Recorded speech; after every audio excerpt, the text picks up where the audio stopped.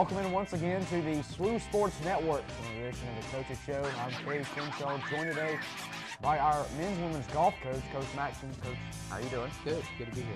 I'm glad to have you. Of course, I guess part two of your season now, of course, hitting in the fall up through October. Now we're resuming back from February until now. First, let's go to the ladies' side of things. Okay. Just finished performing well in the North Greenville tournament, and that kind of wraps up their regular season, if you will, the Conference Carolinas tournament to close us out here. Talk about the girls' squad and just how they're playing right now. They seem to be getting better and better as the spring goes on, which is good. The spring season has just flown by. It's crazy how quickly it's gone by. It seems like we've had so many rain out days, and so many times we've had to find other things to do. It's just flown by. But yeah, they've got they had North Greenville this past week, as you mentioned, and the conference tournament week after next. So yeah, it's a good time of year to be playing well. You mentioned the weather there. We've had a lot of rain here in the upstate. Of course, you can't really play golf inside. Yeah. So how does that affect you guys and your preparation? You know, we've actually missed very few days, and we've just had a lot of days where we've just had to endure it and just be out in the rain. Golf is one of those sports. It's a little different because we can play in the rain as long as you don't have thunderstorms or standing water on the greens. We play. So I mean, there's a lot of days when we're, if it's 45 and it's raining, we're just out there in it. So it's kind of tough, but it prepares you for those days in tournaments, because the reality is we play when it's bad, so we just deal with it. To get a little insight on golf knowledge here, what's the difference between putting on a wet green versus a dry green? The wet green is going to be slower for sure. That's the main thing, and typically when you've had rainy conditions, the greens are softer, so they're more receptive to shots coming into the greens.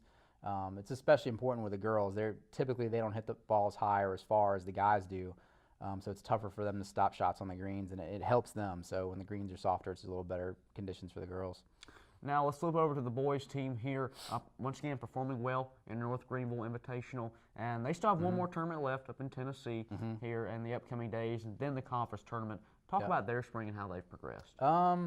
They've done pretty well. They had a great fall, and I think with a young team, I guess I would say that their heads have gotten a little too big after the fall season that they had. And they haven't done quite as well in the spring, but I think that's just part of the progression, for a young team, is learning how to deal with expectations. And I think their expectations were really high after the fall season, and they haven't quite lived up to that, which, they didn't play well early in the spring, and I feel like they're starting, just like the girls, they're starting to peak at the right time, starting to play a little bit better near the end towards conference. So I'm really excited about, we've got a big tournament this upcoming week up at Lincoln Memorial. They've got a really good team, and there's going to be 15 other teams there that are great teams as well. So it'll be a good measuring stick, with a couple weeks to go in the conference.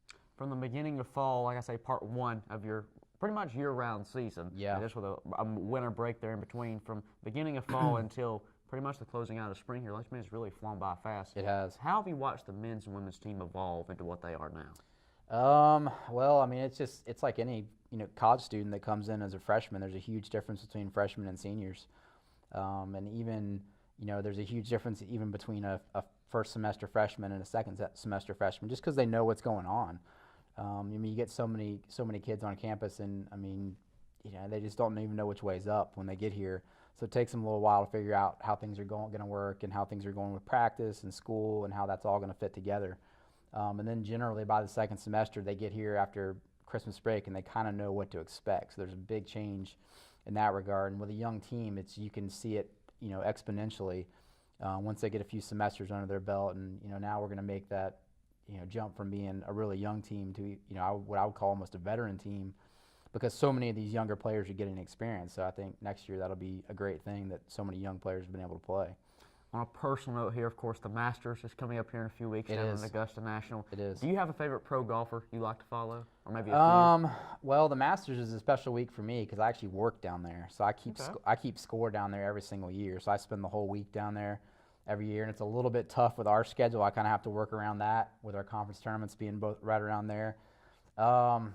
Favorite professional. Man, that's a tough one. I have to almost think about that a little bit. I like Phil Mickelson. I didn't like him early on. Yeah, but I don't know. He's fun to watch to me, and he's kind of getting up there in age now, so he's kind of a sentimental favorite. So I kind of like to pull for him. There you go. He's Joey Maxson.